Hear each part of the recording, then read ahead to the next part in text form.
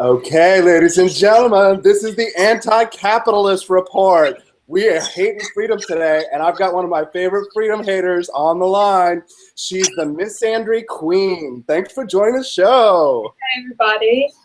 Hey, so you just made waves on the internet because you shared a meme was shared, and you had a new iPhone case that said "fuck capitalism." What the heck, man? Everybody's so mad, but it's just true, right? We need to bring down the system. I don't know what they're so mad about. It's just I'm really passionate about anti-capitalism. I don't understand the big deal. Everybody's saying she doesn't understand. She doesn't get the irony. Wow, it's amazing. They just don't understand. Like, if everybody ate at Whole Foods like us and shopped at the grocery stores that we do and only ate organics, we could have world peace. Exactly. I don't understand why everybody's so mad. Haters everywhere. They don't understand. They don't understand. But listen, I actually have a secret to tell you, Misandry Queen. Like, all your man-hating stuff, it's over. I'm Austin Peterson, a libertarian, and you are busted. Oh yeah, I'm June from Libertarian Republic, and you are busted. Oh my God! I can't believe it. We write for the same website, but I didn't recognize you, and I shared your meme because I thought that you actually hated capitalism. How could I be so stupid? I can't believe you actually shared that, though. That was hilarious. Ladies and gentlemen, welcome to the Freedom Report. I'm your host, Austin Peterson, and my special guest today is one of my favorite people in the whole world, a rising star. Her name is June Lapine, also known as Shoe on Head. Shoe, welcome to the Freedom Report. Hello. Hey. So I decided to wear the wig, so that's why I got like the wig hair today. It's kind of bad. But nobody's going to be looking at me anyway. Everybody comes to see the beautiful June. So June, I'm glad to have you back today. Cool. I'm glad to be here. That was so awkward. I turned on this hangout and he had a pink wig on. So yeah, exactly. It was a little weird, but I just wanted to surprise you. But let me just go ahead and stop with the nonsense for a moment before we discuss the nonsense, and let me set up the scene for the audience here. So Miss Shu, who is our guest here today, posted a photograph of herself on her Twitter account, and this Twitter account is a satire account called Misandry Queen. And she posted a picture of herself with an iPhone that said, "fuck capitalism." And it was obviously a joke because she said she got a new iPhone case, but all it was a Post-it on the back of her Apple iPhone. Now, anybody who saw something like that should have gone, it's not an iPhone case. That girl looks sort of familiar. They didn't have any context, June, but you would think that by the fact that all of the little clues that you were giving away that they would have gotten it. I mean, I guess my first question to you would be do you think that, like, The Onion and other satirical news sources, people like yourself, is there a burden of responsibility on people like you to tell people that you're joking? No, I think it's actually I think the clever people will catch on, and then the not so clever people will get mad. But there's something called Poe's Law, where it's there's so much ridiculous people in the world that it's sometimes hard to find out what's satire and what's not. But I got the idea because that hashtag resist capitalism actually exists. And I just was picturing everybody who was tweeting about it was on an iPhone, basically. I was just imagining that, one of the most capitalist, successful businesses. And I just put a sticker right under there. I made it purposely so it was right under the Apple symbol. And it just made people really mad. No, I love this. I love stuff like this because I wouldn't say necessarily anti-feminist, but you're a feminist critic. You're a feminist critic who trolled feminist critics, and you're causing people to question. You brought up Poe's Law here, and I want you to expand on that. So, June, if you wouldn't mind, can you tell me what is Poe's Law? What does that mean? I think more people need to know about this. Like I said, it's I forgot the actual where the name comes from. So I'm pulling it up right now, actually. But it's basically because I know that there's so much ridiculous feminists, extreme leftists that say the most ridiculous things, and extreme right people too. There's always, but it's hard to tell who's joking, who's doing a satire of it, and who's serious. because a lot of the posts that I write on Misandry Queen Twitter were actually based off real tweets I've seen from people that were 100% serious. So it's a little it's hard to tell for some people. If you know how ridiculous a lot of these people on social media are, it's hard to tell when someone's serious and when someone's joking. But I tried to make it obvious, like that whole Twitter. I try to make it very, very obvious that it's a joke because I like when people. It's sort of a literary adage, and it stipulates that without a clear indicator of an author's intention, it's often impossible to tell the difference between an expression of sincere extremism and a parody of such extremism. So the idea is that you can be using sarcastic remarks, but unless you have a little smiley face emoticon next to it, people are so crazy. There's so many radicals. There are so many wild feminist radicals of the kind that you criticize, that people are confused with you and the real thing. And it does say a lot about how extreme the feminist radicals are, but it does also shine a light on what I like to call, the old Mark Twain adage there, that a lie goes around the world twice before the truth has a chance to get its shoes on. And it's true. I mean, what's basically happened is that you've become a poster child for the idiot left that you argue against. So I think it's go ahead. I tried to make it a little obvious.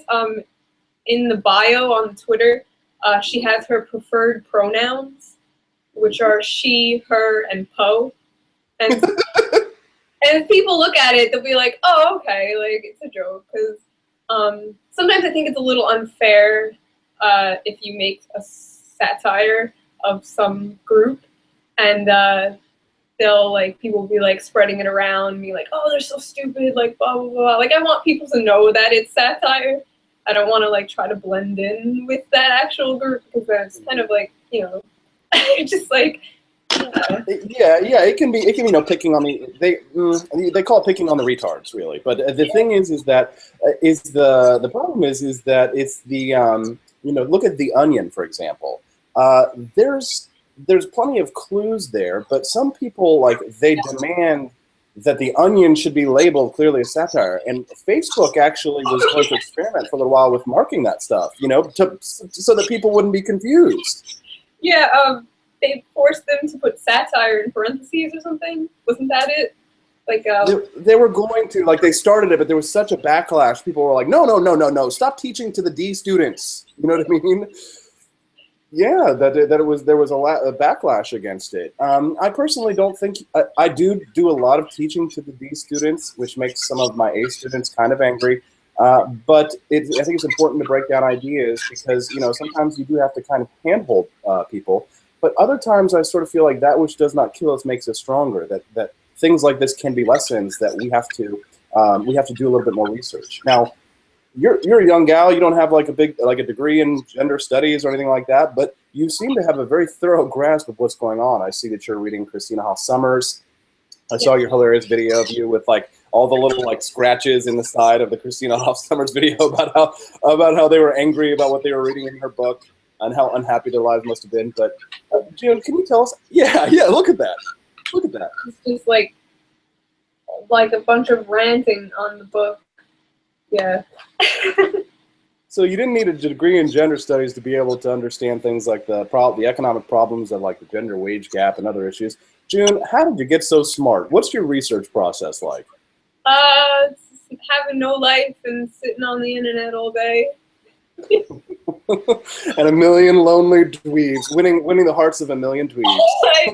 I don't know. It's just I'm very I'm actually a pretty oblivious person, but I'm pretty I don't know. I pick up things around me, and I'm from being on social media and being on the internet, doing my own research and stuff. I just notice the stupidity around me, and yep. All right, now, speaking of picking on retards, one of the things that I like to do quite frequently is to pick on conspiracy theorists because I see them as being pretty damn dumb, and the reason why is because they use so many fallacious thinkings. They use holes in logic, they use confirmation bias, they use absence of evidence as evidence of absence, and other things. And one of the most prominent conspiracy theorists, probably the biggest name in conspiracy theories, right after Alex Jones, is a man by the name of Paul Joseph Watson. Paul Joseph Watson was one of the main. He was the guy whose article that, picture that I shared from, and there's no clear indicator whether he knew that you were teasing or not. But when somebody seems to make those kinds of those errors in logic over and over again, I don't know if I want to give him the benefit of the doubt. I didn't even notice that he was the guy. That's hilarious. I don't even know what to say about that. You must have read some of the comments. I did. That was funny. What was your reaction to what people said? I love how they keep saying, "Oh, the irony is flying right past her. She's so oblivious," and it's like, so the irony's on them by even saying that. It's very, very a meta situation. It's very meta. It's very meta. They were guilty of exactly what they were claiming. And a lot of people caught on though, but a lot of other people are saying that they think the phone is fake. They're like, "Oh, you see right through it," but the little apple symbol is reflective. So they thought they could see my hair through the phone. That's one of the comments that keeps popping up. So that's annoying, but yeah, they're all like, "Oh, the irony is killing me." Like, that's the point, that's the joke. I'm glad you understand the joke. I don't know what it is, but you are so tremendously good at getting under people's skin, and almost as good at getting under people's skin as me. But I think this was really a teaching moment for everybody, and I don't know if the internet is going to figure it out, because even though we're doing this podcast, June, I wonder if like I said, it's just more interesting to believe something that isn't true. I hope that they can find the Twitter and then see that it's a joke, because a lot of the other stuff I've been saying is very clearly a joke, so they'll catch on. But it's kind of funny, though. I do like when people know it's a joke more than they don't, because then they start playing along. Like, "Yeah, you go, girl!"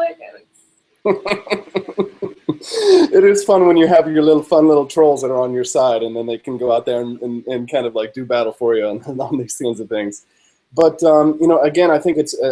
I'm gonna link to everything in the blog post that's coming out first thing on the Monday morning, with the audio version of this as well as the video. So I'll be linking to your Miss Indri Queen Twitter, and I'll be telling the whole story of exactly how you trolled everybody and sort of detailing the fallout. But when you see things like this and people are going out of their way, I mean, do you think? I guess my question is deep down. I mean, does this mean that sort of what we're doing is by trying to educate people through the use of satire, the Jon Stewart approach? Do you think that it's a net win or is it a net loss? I'm really not sure. I mean, I'm just doing it for fun, so because I know that I'm going to start making videos with her. But I think it's a win. I think the people who it will open some eyes and be like, "Oh, it is kind of ridiculous." I'm not sure if it's a net win. Yeah, just personally, I tend to like the approach of people like Jon Stewart and John Oliver, and I think that they're not libertarians. I don't think they quite understand the principles of individual liberty, such as maybe perhaps you and I do from an economic standpoint. But I think that that approach is the proper way to do it. Some people have already started comparing you to popular, hilarious, pro-feminist YouTube bloggers, and it's kind of nice to see that for every action there's kind of an equal and opposite reaction. And there are people out there like, the Food Babe, for example, and Dr. Oz, for example. And these are people who I would describe as mountebanks, sellers of snake oil. And for a while, they really had a lot of power. They had a lot of sway. People who were selling false notions of reality. And now we see the rise of YouTube personalities, of people who come out like Science Babe and other popular personalities starting to rise up, people such as yourself, to criticize the dogma that we see from these kooks, cranks, weirdos, and conspiracy theorists. But it's interesting to me now that in society we have a sort of a balance where, there'll be, for a long time people get away with saying a lot of hooey and a lot of BS, but now the internet and YouTube allows for people like yourself and myself to kind of debunk it. We just kind of have to, go ahead. I get, sorry, I get a lot of comments that are like, oh, why do you care? Like, why do you talk about this? Like, who cares? Just let them be crazy. But if you let them do it, they'll take over. And there'll be no other opposing voice. You have to have like equal sides to different things. Oh, June, and of course you're brilliant again on the right point. There was a famous quote, an ancient Greek philosopher, I can't remember who it was, it said, the price of not getting involved in politics is being ruled by your inferiors. And when you see the popularity of people like Food Babe online, I mean, you certainly think, oh my God, are we going to let these people be the ones who drive the conversation about organic food and all of these sorts of things? What do you think about that? Yeah, exactly. One of the biggest eye openers I had recently was, I think I talked about this last time, but actually made an article about it when the honey badgers got kicked out of an expo for just having a different opinion than other people.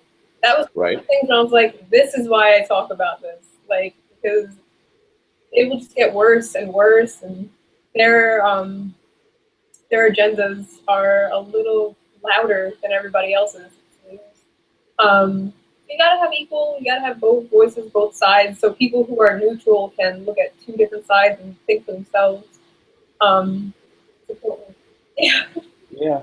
I sometimes am a bit of a hardliner on such a thing. I think there is a time when there's you can have a legitimate debate, or when there can't be a legitimate debate. It's not a debate between equals, for example. Like let's say I'll put myself in the lower chair there. I won't raise myself on high. I'll say a debate between myself and perhaps a Harvard economics professor on the virtues of the Federal Reserve. Those odds would obviously be stacked against me as a former musical theater major. However, if you're looking at what we're talking about now in a modern context, for example, I refuse to debate certain people. There's an anarchist who has a big following online who I happen to think is distasteful, and he doesn't use proper methodology, and everybody wants me to debate him. But for me, it's sort of like, to me, it would be like the Chicago Bulls playing against the Harlem Globetrotters. It's not really a game, when you're not really, you may be thinking you're playing the same game, but like one is really just a show, like sort of a joke, and the other one's an actual team. And that's me, of course, putting myself up on a pedestal. But again, I try to even it out. So yeah, you do need both sides of the debate, and I agree with you on that. But then can you agree sometimes too that it's not really debate when, one side's a little bit nuts and the other one's like more serious? Yeah, actually, I have an exact story. There's this group called, what is it called? Manhood Academy. And they are these extreme, they're not even men's rights or anything. They're just crazy, I guess, trolls. And all of their debates aren't debates. It's basically just them throwing out insults and being crazy. And this guy, he won't leave me alone. He keeps messaging me. It's like, oh, women are too stupid to debate me. And I'm like, all right, bye. And I just ignore him. But exactly, I wouldn't debate that person. They're not looking for right. No, they want to just see us. They just want to see a series of spiking the balls in the end zone. Again, they want to watch the Harlem Globetrotters. You know what I mean? They want to go to they watch the Harlem Globetrotters game and think that that's a real game. They'll think, yeah, these are two real teams, and I can't believe that the Harlem Globetrotters can do such amazing tricks, and the other team just can't do anything. Yeah, because you're not watching a real game. You know what I mean? You're watching someone doing magic tricks and being stupid. But a real game between two equals is something that it's a totally different battle. So now that we've sort of denigrated our enemies long enough, from an intellectual standpoint, what's next on your agenda? I mean, all of this kind of fun that you're having now. I mean, you're trolling the internet.